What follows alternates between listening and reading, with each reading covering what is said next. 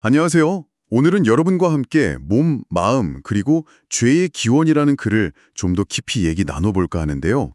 이게 우리가 왜 남을 판단하게 되는지, 또 왜 스스로 죄책감을 느끼는지 그 뿌리를 파고드는 글입니다.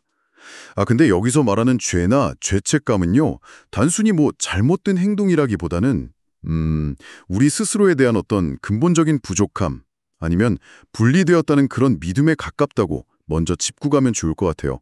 자, 이 독특한 관점을 한번 같이 들여다보죠.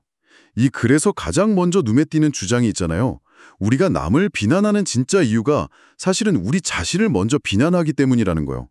그러니까 다른 사람 잘못 때문에 미워하는 게 아니라 내 안에 있는 어떤 그 죄인됨에 대한 믿음 때문에 남을 공격하게 된다는 건데 이거 상당히 역설적인데요. 네, 맞습니다.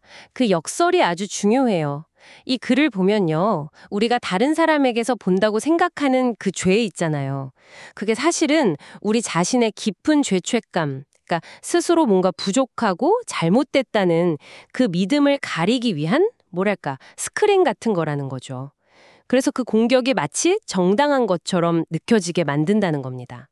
결국은 모든 게 우리 자신의 내면적인 믿음에서 시작된다, 이런 이야기예요. 그렇군요.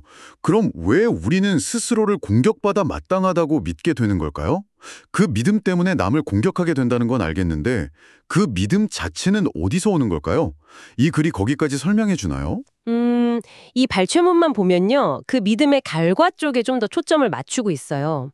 그러니까 일단 그런 믿음이 생기면 공격하는 행위 자체가 나는 죄인이 맞아 라는 그 주장을 계속해서 강화하는 방식이 된다는 거죠. 네, 마치 스스로 유죄 판결문을 계속 읽어주는 것 같아요. 공격성이라는 게 그 자체로 내면의 자기 판단을 밖으로 드러내는 행위인 셈이죠. 흥미롭네요. 그럼 이 글은 그 죄라는 게 대체 어디에 있다고 보는 걸까요? 마음이 아니라. 놀랍게도 몸, 그리고 그 행동에서 죄를 찾는다고 하잖아요. 마음은 생각만 하고 행동은 안 하고 몸이 실제로 행동하니까 마치 몸이 모든 문제의 원인인 것처럼 보이게 된다. 뭐 이런 설명인데요. 네. 그런데 여기서 결정적인 반전이 있습니다.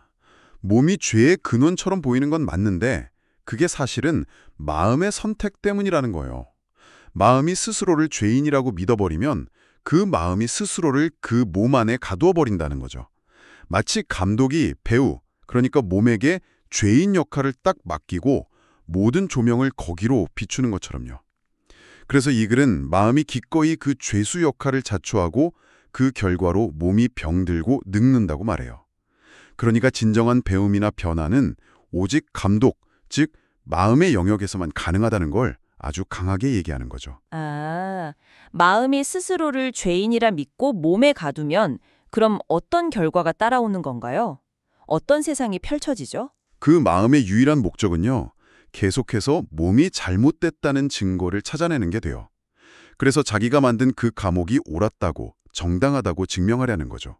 미움, 질병, 다툼, 고통, 슬픔 같은 것들을 통해서요. 결국 죄책감이 지배하는 현실을 스스로 창조하는 셈이 되는 건데, 정말 어두운 그림이네요. 네, 듣기만 해도 좀 그런데요. 네, 그 파급 효과는 정말 심오합니다. 이 관점에서 보면 죄라는 그 믿음은 본질적으로 기쁨이나 표와 자유 같은 것들을 적으로 생각하고 파괴하려고 들어요.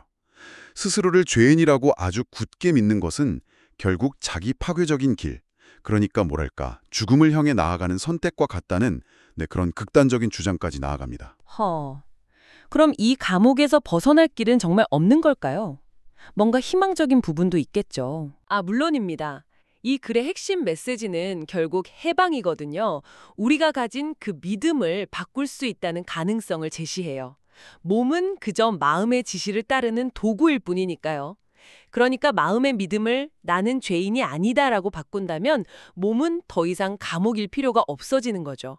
그러면 나 자신뿐만 아니라 다른 누구에게서도 그 죄인의 모습을 보지 않게 된다는 겁니다. 아하, 마음의 변화가 곧 현실의 변화로 이어진다는 거군요. 그렇습니다. 핵심은 순수함을 회복하는 거예요. 이 글에서는 순수함이 감사하는 마음 안에서 타인을 자유롭게 한다고 말합니다. 마음이 변화를 받아들이면 우리는 더 이상 과거의 잘못에 대한 벌을 자신이나 다른 사람에게 요구하지 않게 된다는 거죠. 그리고 마지막으로 강조하는 게 어떤 희생도 요구되지 않고 또 필요하지도 않다는 점이에요. 이 모든 것이 여러분에게 의미하는 바는 용서와 해방으로 가는 열쇠가 바로 당신의 마음 안에 있다는 것입니다. 네, 오늘 이야기를 한번 정리해 보면요.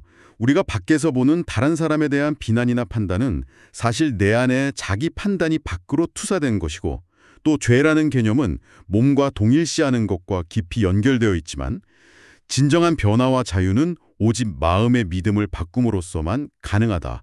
이런 내용이었네요. 네, 맞습니다.